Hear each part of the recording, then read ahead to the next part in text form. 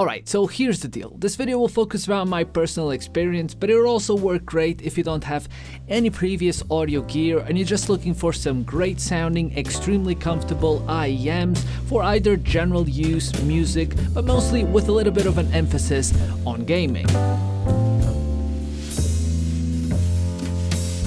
So back in 2017, I made a big audio upgrade to my setup with the Sennheiser HD6XX, and I've loved them ever since. And paired with a powerful amplifier, it really showed me what great audio could be when it comes to music, but also when it comes to gaming, because as you might have already figured out by now, gaming headphones aren't really anything special, and in most cases they're not, they're really quite bad. But, you know, with all that said, I really do love my HD6XX. They're obviously not gaming headphones, but I've loved them for gaming and I've loved them for years. But at the end of the day, they're still headphones. And some days you just want to record a video and want to avoid having headphone hair, but still want to use headphones on your computer. Or you just, build a new setup, did a lot of work to tidy up all the cables under the desk. Everything is tied up in place. And now, if I want to go sim racing in my new rig, I can't really plug in the cable for my headphones because they're all routed under the desk and glued in. Or more likely than all of these scenarios, you just, have around $100 to spend on a pair of headphones or audio gear, and headphones suck for around that budget, and IEMs are a way better deal for most people, and I think they're really underappreciated.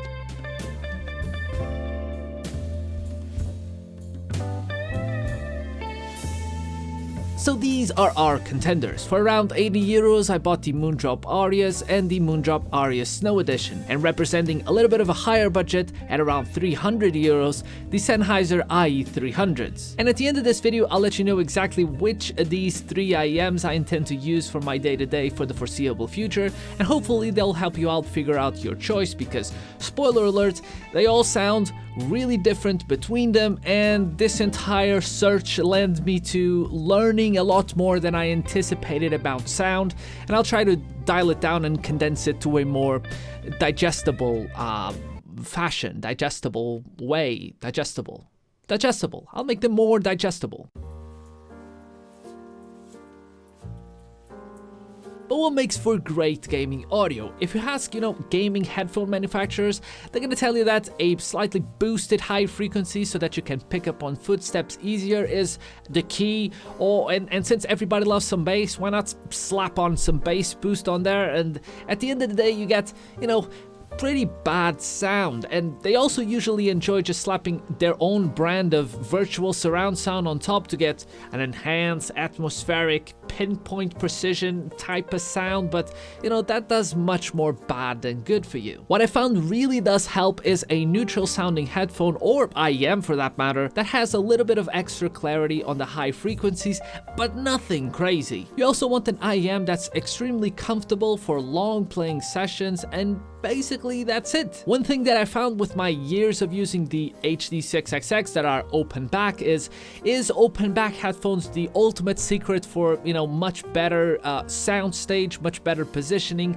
And even though, yes, that helps a little bit with, you feeling like you're in an actual environment and the sounds coming, like you were on your room, for example. If you play like a scary game and a door open, you're most of the time are gonna think it's a door on your side, and that can be, tricky, but fundamentally that doesn't really make a massive difference, which is a great thing since, you close off your ear canals with IEM, so it's a good thing because you're going to be able to find an IEM that's good for gaming without any issues. I thought the Sennheiser IE300s were going to be a great choice, and they were the first ones that I pick up, but after learning all that I learned to make this video, they were simply not, and that should have been quite obvious, but I simply didn't know better. Don't get me wrong, they are extremely comfortable, which, like we talked about, is one of the essential things, but these go well above and beyond comfort. They are extremely small, extremely light, and even the cable is made from this soft and lightweight rubber that immediately immediately let me know that we are going to be comfortable. They also come with multiple tips in multiple sizes and even some foam tips included in the box, which were a nice addition. All of these nicely packed in a tiny carrying case was just,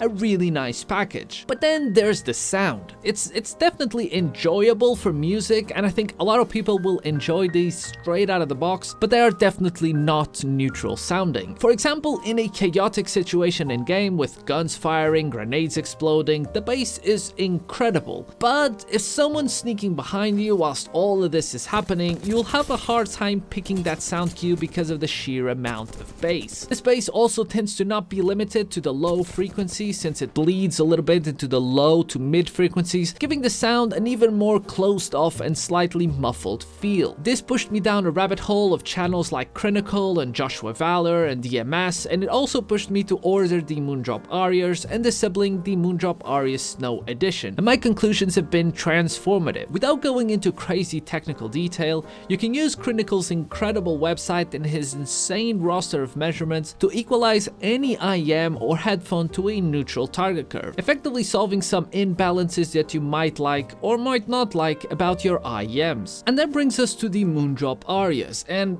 right out of the box, without worrying about this new EQ knowledge and just without touching anything, I could immediately tell that we were much more on the right track with these. The bass was much more controlled, and I didn't feel nearly as much the same type of difficulty picking up sound cues in game. The audio felt fun, and I only had small complaints about the general balance, which at this point I knew I could remedy with some EQ to target a more neutral curve. I could have easily stopped here, but I wasn't really too much of a fan of the black and gold design, and the cable is definitely not great and way too heavy and stiff with this braided tangle design, but the comfort in my ears was quite a pleasant surprise. They're definitely bigger and made of metal, which also makes them heavier, but they feel premium and well built, and for 80 euros they are a killer deal. But you know what's also 80 euros?